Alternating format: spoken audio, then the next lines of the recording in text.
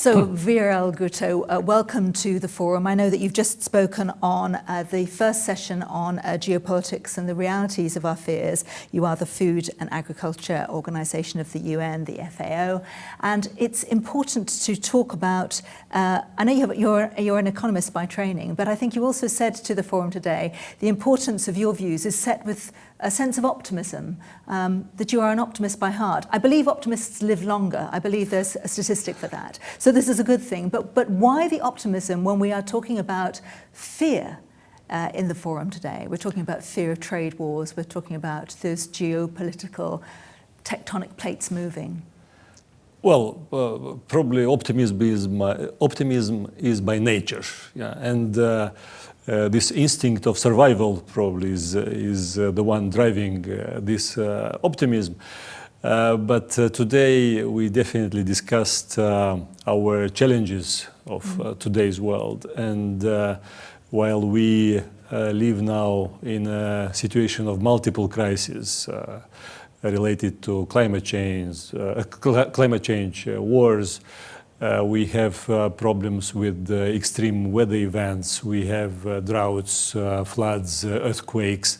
We also discuss about the food insecurity of people. And today at the forum I brought some figures which are very alarming. And the figures which are not changing already for several years or changing insignificantly, let me call it like this, in order to achieve that every person on this planet would be able and would have available food, nutritious and safe food for consumption.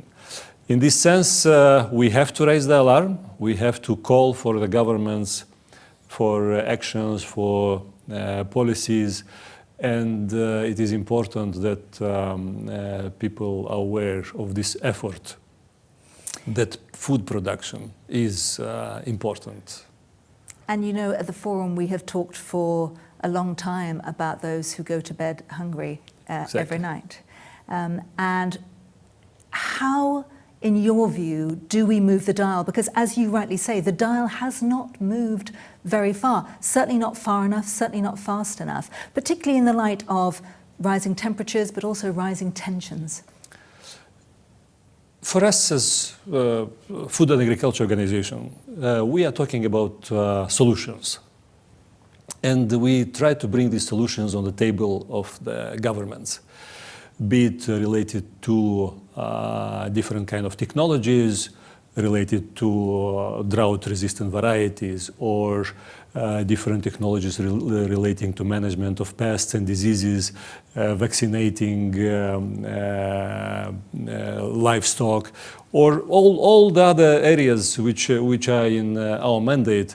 This is all obviously dependent on the government decisions and the implementation in the field. But it's important that we put it on the table.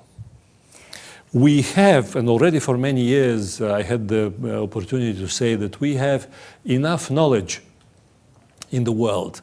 And the FAO, as a organization, I also say that it's a platform of knowledge and experience, expertise, which is available in one part of the world and is brought to another part of the world where it is needed.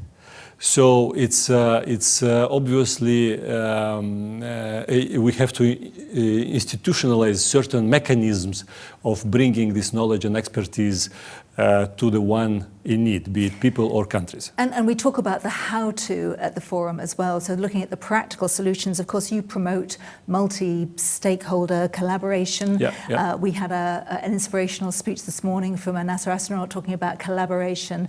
Would you focus on one aspect, on the how-to, how to solve, or a policy lever to pull? What might you focus on? And what did you say to the forum in that regard? I didn't say it today in the forum, but I bring another example from time to time.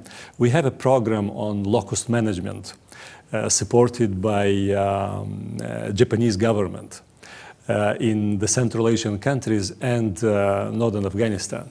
We would think that one of the biggest problems of Central Asia is locust. And this program is about fighting the locust.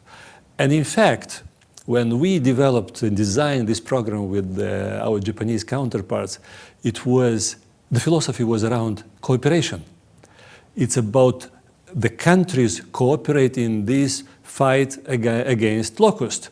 Locust was just a subject of cooperation, because we talked about trans-border missions. We talked about policy discussions at the level of many countries. And now this is one of the most successful programs under implementation, exactly because the focus is on cooperation.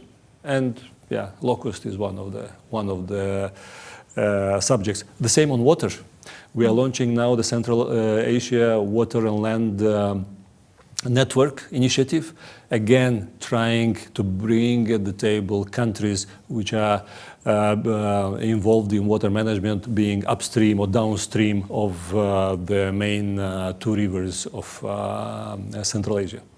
And so finally, what messages did you hear on the platform and from the forum, from questions this morning, that give you maybe a call to action or that particularly resonated with you as a final thought?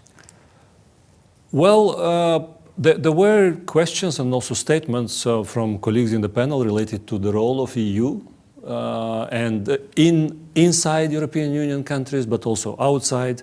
And I strongly believe that EU can play a role, being a big player and also being a big donor from financial resources point of view, but also from technologies, knowledge,